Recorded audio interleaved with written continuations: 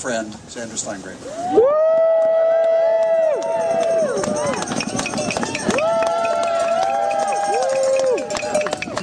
Hi everyone, I'm Sandra Steingraber, and who are we?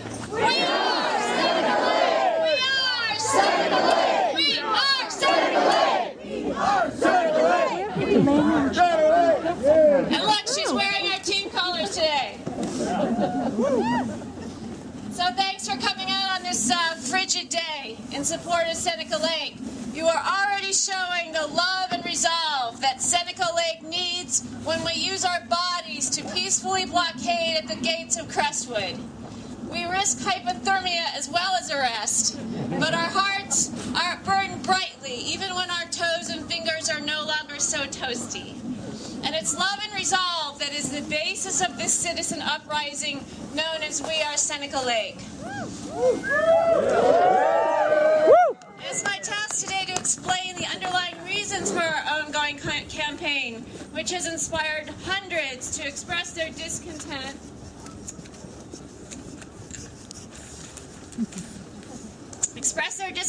with the business plans of Texas-based gas company called Crestwood by putting their bodies on the line. To date, there have been 200 arrests. Some of us have done jail time, and we all call ourselves the Seneca Lake Defenders. We range in age group from 18 years old to 90 years old was the age of our oldest arrestee. We are farmers, teachers, musicians, doctors, chefs, winemakers, grandparents, college students, and faith leaders. And our story goes like this, and I'm going to start at the very beginning. 400 million years ago, there was an ancient ocean here overlying upstate New York, and we're standing on what used to be the northern shore of that ocean, where the sea was shallow. And so when the water evaporated, it left a layer of salt. And over the millennia, with shifting tectonic plates, that flat layer of evaporated seawater ended up being squeezed up into a football-shaped dome of solid salt that underlies the west bank of Seneca Lake. Native Americans knew about it, and they traded that salt. And then later, when their land was taken over by white settlers, they also used that salt. And eventually, during Erie Canal days of New York's history, families drilled down into that salt layer and used steam and hot water to bring it up as brine, spread it on the roofs of their homes, and then children raked it as it evaporated, turning it into some of the finest salt in America. And it went on the Erie Canal all the way to Chicago, Boston, and New York markets. That salt is so fine that it's even been used in saline drip solutions. So if you've ever been a patient in the hospital, you probably had Seneca Lake salt going through your bloodstream. And of course, if you live here in Seneca Lake, that water is also your blood, right? So we have a real, we're proud of that salt.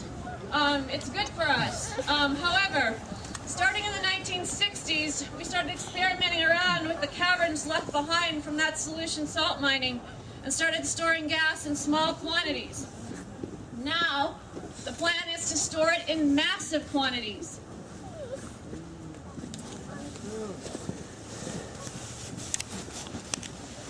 The century-old salt plant called U.S. Salt is now under occupation. It's wholly owned, along with 500 surrounding acres, by a Houston-based company called Crestwood.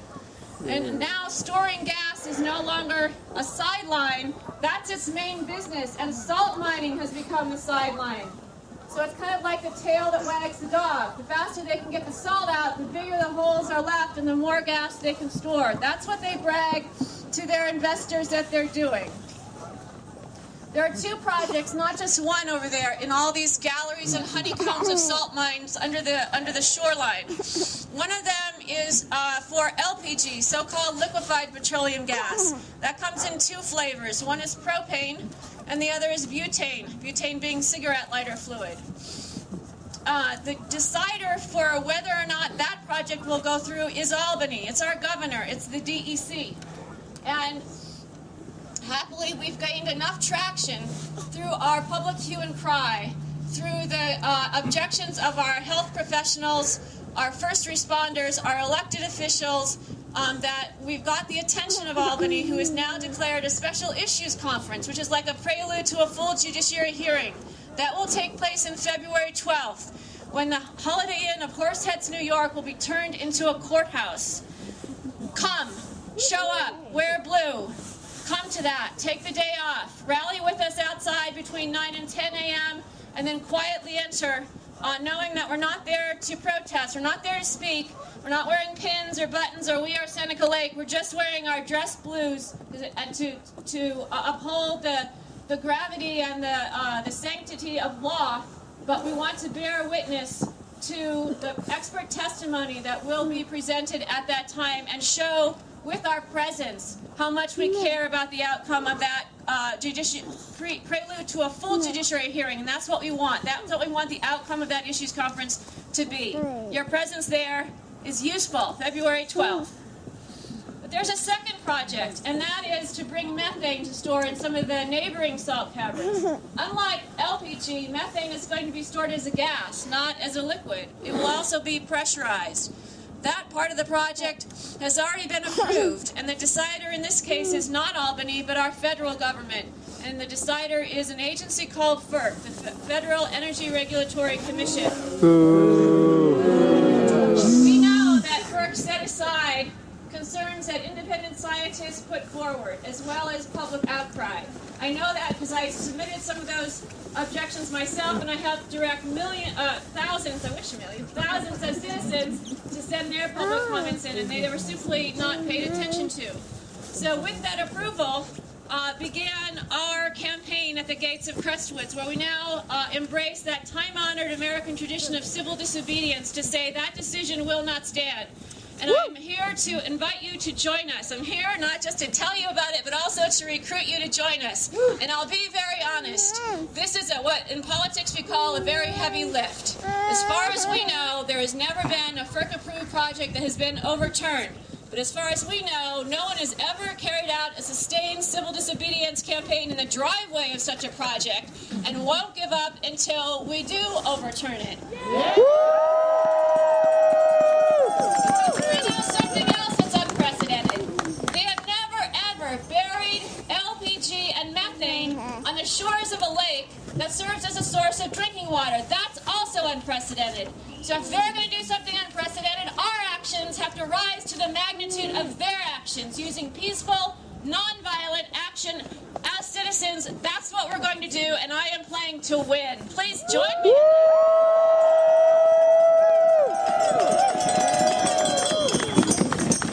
So here's what we have on our side. We have 1,300 people who have signed the pledge to protect Seneca Lake. That's your ticket to the dance.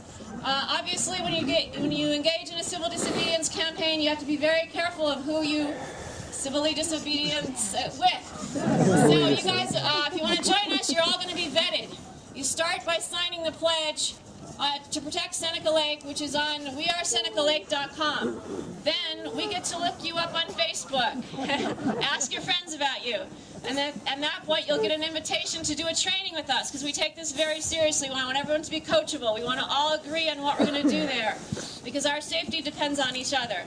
As soon as you go through a training, then you find out what it is we're doing. So I know a lot of you are kind of frustrated because you wonder why you haven't heard about the actions before you do them, and that's why, because we're very, very careful. We have a good relationship with law enforcement and the sheriff, and we want to keep it that way. So it's not easy to be a Seneca Lake defender. There's a kind of a couple-step process, but we think it's a club that you might want to consider joining.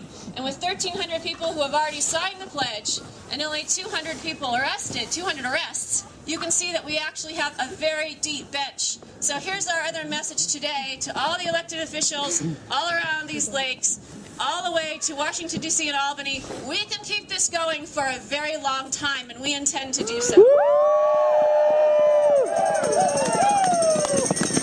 Okay, to close up here, I want to declaim that this is our heritage. The word Seneca appears in some amazing political campaigns in the past, including the Seneca Falls Declaration of Sentiments right over here in Seneca Falls, New York, when a small group of women sat around and had tea together and started a movement that resulted in a constitutional amendment for the whole nation.